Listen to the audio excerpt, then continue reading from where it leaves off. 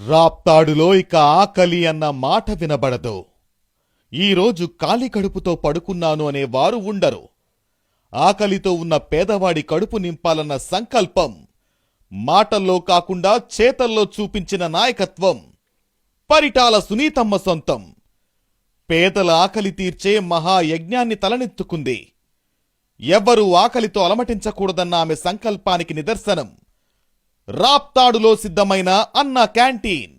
రాప్తాడుకు వివిధ పనులపై వచ్చేవారి ఆకలి తీర్చే బాధ్యతను భుజాన వేసుకున్నారు. ఆటోనగర్లో ఉండే కార్మికులకు కడుపు నింపాలనే లక్ష్యంతో పట్టుబట్టి మరీ రాప్తాడులో అన్న క్యాంటీన్ నిర్మాణం చేపట్టారు సునీతమ్మ గారు. ఇది ఆమె నిస్వార్థ ప్రేమ గుణానికి నిదర్శనం. నాడు రవణ పేదల కోసమే జీవిస్తే నేడు సునీతమ్మ ఆ బాధ్యతను ఇంకా బలంగా ముందుకు తీసుకెళ్తోంది.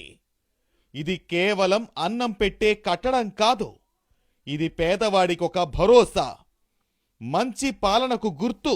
కూటమి ప్రభుత్వం, చంద్రబాబు నాయుడు గారి దూరదృష్టి, అన్న క్యాంటీన్ల ఆలోచన వల్లే ఇలాంటి సేవ రాప్తాడుకు సాధ్యమైంది. మాటలు మాట్లాడే నాయకత్వం కాదు, పేదవాడి ఆకలిని తీర్చే పాలన ఇది. రాప్తాడుకు సునీతమ్మ ఉన్నన్ని రోజులు కష్టం మన కాంపౌండ్ దాటదని నియోజకవర్గ ప్రజలంతా గుండె మీద చేయి వేసుకునుండే నాయకత్వం. ఇది అక్షర సత్యం, ఇదే నిజం.